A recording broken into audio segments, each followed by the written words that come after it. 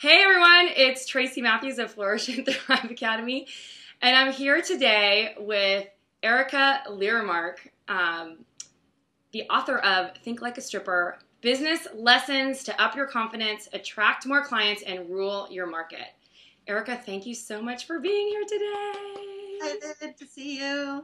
So good to see you, and I'm so excited to talk to you today because you are helping us and contributing to our Ramp Up Your Holiday sales course to talk about actually selling and getting the confidence to sell.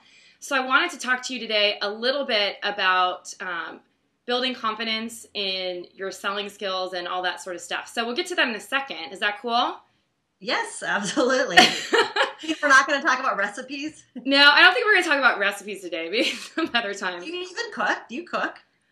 Well, sort of. I told you my kitchen's really small. But do you cook? I'm not a cooker. I have a huge kitchen. I'm not a cooker. I like put things in a blender and a toaster. Yeah, I do the same thing just because my kitchen is small, but I do like to cook if I ever have space. Like if I'm at my aunt's apartment, I'll cook, but okay, not here. Just easy things. One pot dishes. Yeah. Mac and cheese. So for those of you who don't know you, I just want to introduce you. So Erika is one of the people who was pivotal in kind of helping me switch my mindset and have I was working with Erika right before I had one of my biggest months in sales ever. So I really believe in what Erika's doing, and I'm going to read her sort of scripted bio a little bit so you guys can find out a little bit more about her. She is a business confidence and sales expert who helps entrepreneurs go after what they want. And through her online program, The Daily Whip, which is the course that I took, Erika has helped hundreds of entrepreneurs, and yes, she has really helped hundreds of entrepreneurs, do amazing things like land book deals, score national press opportunities, and add multiple figures to their bottom line, which is what she helped me with. She's also the author of Think Like a Stripper, like I just said, business lessons to up your confidence and attract more clients to rule your market. She's originally from Minneapolis. She spent nearly a decade on the pole in Seattle while earning a degree in apparel design and women's studies before moving back to her home state to build a multi-million-dollar commercial real estate company with her father and to start the Daily Whip. And then I'll tell them where they can find you and stuff later. Is that cool? Yeah. All right. So Erika, thanks. Thanks. I love your story, first of all. And I love how you've leveraged your story to really rule your market because you're like one of the most awesome business coaches I've ever talked to. And now also a friend, which I feel honored to call you my friend. Yes, we are text buddies. We're text buddies. So So one of the things that I wanted to talk to you about is, a lot of the jewelry designers that we work with, one of the things that commonly comes up is that they're kind of afraid of selling. So I wanted to ask you, what are some of your favorite little tricks or tactics to kind of overcome a fear of selling? Well, I think the thing about it is that you have to be really excited about what it is that you're selling, and you have to believe that there is a place in the marketplace for it. I mean, that's the first and foremost. So if you don't believe in your jewelry, you're screwed. Yeah. You are. Just go home, pull over the covers, and go work at McDonald's. So you really have to believe in your art. It really is art. And I think of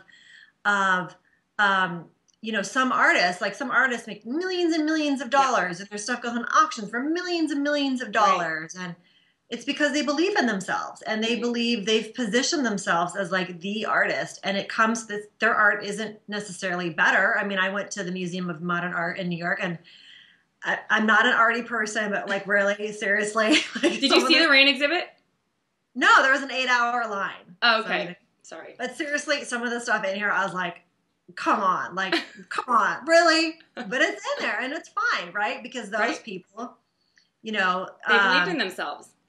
They believe in themselves, and that's why people succeed in business, is because they really, really believe in themselves, and they're willing to go along with the ups and downs of that.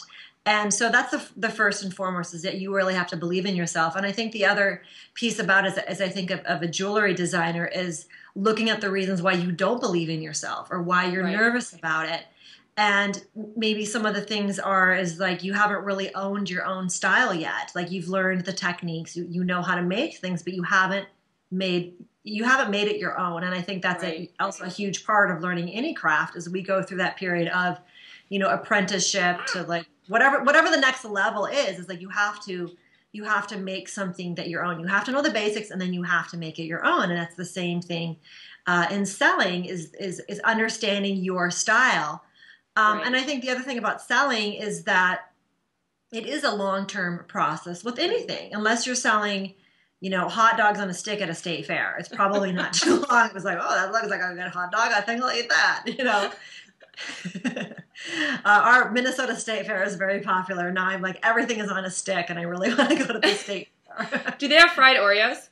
They have fried everything. It's totally amazing. Funnel cakes. Funnel cakes always remind me of a state fair or Knott's Berry Farm in California. Yeah, it's like crazy. So, so thinking of it that way. So one of the things I think about, our relationship is that I haven't purchased anything from you yet. No. But I fully believe that at some point in my life I will have you design something for me, because I know your capabilities, and I'm like, could Tracy design this for me? And I can. all the things I want, I know are going to be really expensive. But it's a long-term relationship. And because we've developed this relationship, if somebody's looking for a jewelry designer, I'm going to send them to you. Another jewelry designer, Natasha Wozniak, I have purchased quite a few of her pieces. And the thing about Natasha is that, like, I've come to New York a couple times, and she lives there, and she just shows up like, here's my jewelry. Yep. It's like a little display, and the last time I went to New York, I went to a party and I came in with a necklace on. There you go. For this, right? And so, and then she was wearing all of her jewelry, and it's like she's wearing this very simple piece of like a black dress, and she does like a lot of that wrought iron stuff, and it just looks so smashing with her look. Right. And so, I know you wear your own jewelry. We've talked about the rings that you've made and the earring. I'm like, oh my God, this stuff is so beautiful. And you have to be willing to wear your own art and to Right. let people talk about it and say like, oh, I made this. I make custom jewelry. Or do you need custom jewelry? Are you interested? And so it's really believing in your stuff to the point of that you would go, hawk it at a party. And Right. We actually recommend that technique quite often. Because I see, Natasha brings us stuff, and now I'm like, now I got to spend 10 grand with her and all the stuff I want, on her stuff, and Tracy, and like I can't have any more jewelry friends because you guys are taking all my money. And I love it. But that's a part of it, and I think sales and marketing is this. It's a constant seduction. It's constant, and if someone has desire, they're not going to forget about it. So. Example, I went to Lululemon, and I wanted to get a little bag, like a little fanny pack bag for like walking my dog and traveling. And they had a bag that was like kind of a fanny pack, but a cute fanny pack, not an ugly one. Well, because they only have cute fanny packs there. Yeah. And it had a strap, and I was like, I'm going to think about it. And then I went home, and then my personal trainer came over, and she had the bag I want. I'm like, that's the bag I want. And she's telling me all the features of it. And now I'm like, I really need that bag. And so I go to Lululemon like a few days later, and like, oh, we're sold out of that bag. So I'm calling all the stores. I'm looking for it online. I'm totally desperate that I must have this bag. It's like wrecking my life because now this desire has been elevated. And so I think there's also that piece of creating that desire in your customers, right, and really understanding how your customers think. And, so look at examples of your own purchasing habits and how you shop, and think about what excites you and what creates desire within yourself. And I think with jewelry, it's a great thing for celebrations. So to celebrate something, milestone in your life. So I don't know if you can see this necklace that I have on here. Your circle necklace. It's your signature piece. I know, I love circles. And I bought this. I was speaking at Tori Johnson's Spark and Hustle in Chicago, and I was nervous. And that morning, I had told myself there was a off Saks Fifth Avenue, which is like the discount Saks store, and they seriously have like better stuff than Saks. And I told myself after the presentation's over, I'm going to buy something like that I totally don't need at Saks Fifth Avenue to reward myself. And I was on my way upstage, and I saw this necklace. This woman had a booth there. It's Juliet Jewelry. And I was like, oh my God, I'm buying that when I get off stage, because it was like totally me. Like circles are totally me. And so I bought it off stage, and then I emailed her a couple bit back and forth, and I realized that I had bookmarked her page on Etsy for some other necklaces that she had. Oh my God, that's awesome. So it's like, it's also this trusting thing. Yeah. So, you know, like eventually I'm going to buy another piece from her because I love her. I love her stuff. And so I have a tendency to, once I like a company, that I'm going to go back and purchase other pieces of their stuff. Right. It's sort of like creating that desire, like you said, with the value and the features that you offer. I mean, you know, jewelry features you could have features in your jewelry, I guess, if it had served maybe a couple purposes. Or I think the best feature of jewelry, though, is really like how it makes you feel. You know, because it's more. I feel like jewelry is such an emotional purchase, and you buy it because you're attached to it for some reason or another, or you like the design, or you like the person. Like, honestly, I think that the people who work with me come to me because it's me, because I've worked hard to build a level of trust. And if they've never met me, you know, they go to my site and they kind of see what's out there, and then my video kind of like tells the story, and they get to know me a little bit before. So kind of just like building, you know, confidence, which is building your own confidence, I guess, which is the next thing I want to ask you about, because I know that's something that you totally focus on, is, you know, if you're not feeling confident, like you talked about it a little bit, but like, what are some of like your key tricks to kind of gain the confidence if you're doing all those other things, but it's still not working for you? Well, I think the thing is think about, what do people come to you for? Right. So, I'm really good at like the quick fix. I'm really not the quick fix. I don't believe in quick fixes, but like I'm a good problem solver, and I like think really fast. And you are. So yeah. So I think of like, again, like, what's your specialty? Like for me, like, don't call me to ask me to babysit, because I will like, I have to go dig a grave. Sorry, I'm really busy that day. I'm totally, you know, busy. So really focus on like, what are you really good at, and what do you geek out over? And when you're doing that, you know, you're always in your wheelhouse. Like, you feel confident about things. There's lots of things in my life that I don't feel confident about, and I work to delegate those things, or to run the other way, or to not ever have to do them. And because I know those just aren't in my genius. Like family gatherings, like I don't feel confident when I go to a family gathering. Like I just don't. I never have my whole life, and I just like want to do the dishes, and like you're like, hi. Not just personal family, but like large family reunions where if there's a lot of small talk and everybody feels awkward, and like, I haven't seen you in 20 years, and you're Aunt Edna. Yeah, they're squeezing your cheeks, and I just like, I'm so not confident in those situations, and it's not really something that I desire to be confident in as well. So I think also of, you know, planning your life around situations and people that do make you feel confident. And sometimes, sorry, my cat has decided to have like a run-a-thon in the house. No worries. You can hear her. She's like 15 years old and acts like she's 3. It's all that organic food. So I think that, you know, of planning your life around the things that make you feel confident. Right. Because if you feel confident in one area, you can build. Oh, what I was going to say is that if there's something like, so for me, like public speaking. So 2 years ago, if we would have done this call, I would have been so nervous. Like, what am I going to say? I have no idea. But I knew that I wanted to be confident being interviewed and talking with people. And so I just had to like build that along the way. And it hasn't always been comfortable for me. Right. And it definitely hasn't been easy for me.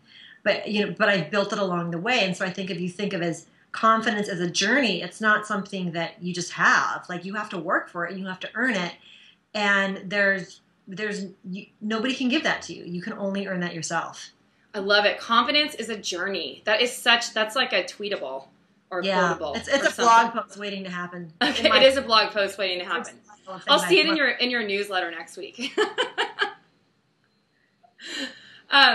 So I wanted to ask you one more question. In your book, you talk about creating alter egos in order to build confidence, you know, when you're selling. And I know when I took the morning whip, I had my own alter ego, or what you like to call a compact superhero. How do you think that a compact superhero, sorry if there's a truck outside, how do you think a compact superhero or creating like an alter ego or a different persona can help you when you're sort of in one of those shy moments when you don't want to like go out and sell. I talked to one of our mastermind students, and I was like, for some reason, when she's on her cell phone, it comes up as Valerie. And so I created this joke. I'm like, Val, you need to go out and sell. And her name's Sarah, actually. But, that's like her alter ego. And every time she puts on like the Valerie hat, she ends up like selling a ton. So, I know it works for some people. How has it worked for you? And how can it work for other people? Everybody that I know that employs it, it works for them. Because it is. It's like when you're a kid, you play Ken or Barbie, or you play pirate or cowboy or whatever it is that you're playing, and like we all have the ability to like kind of like jump into another energy. Like we're just like we all have the ability to shapeshift, and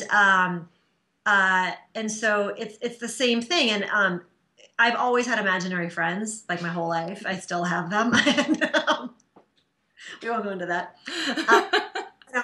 Some other time, right? And but I always had imaginary friends, and I've always had a big imagination. So like I always look at strategies because I haven't had, I've had challenges in my life, just like everybody's had challenges in life. And so playing in the world of imagination has always really helped me. And so anytime I've had to do something that was difficult for me or that I didn't want to do, that I create a character around it. And when I was dancing, it was creating a stage name. So it wasn't just like, oh, I'm just going to pick a name, but I really created this persona around this person.